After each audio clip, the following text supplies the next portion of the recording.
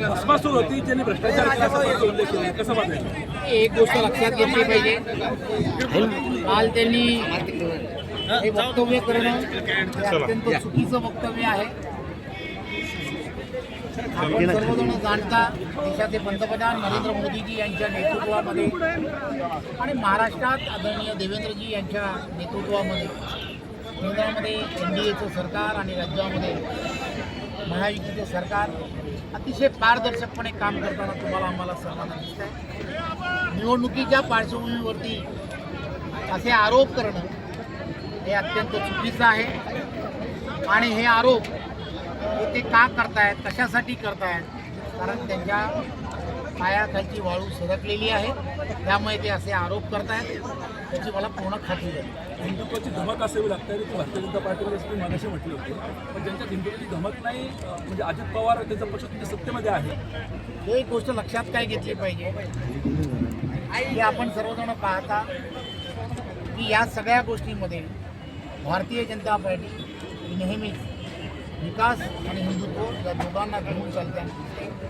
Bharatiya Janata party व्यतिरिक्त कोणताही पक्ष या दिशेने जाताना तुम्हाला आम्हाला सर्वांना दिसत नाही.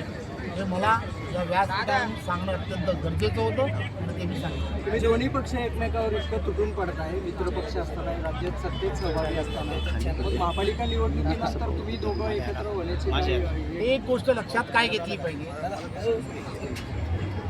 या निवडणुका स्थानिक स्वराज्य संस्थांच्या आहेत. जनसुविधा ज्याला म्हणतात त्या कोण उपलब्ध करून देणार, कोण गतिमान पद्धतीने उपलब्ध करून देणार, याची चर्चा हे आदरणीय देवेंद्रजी नेहमी करतात.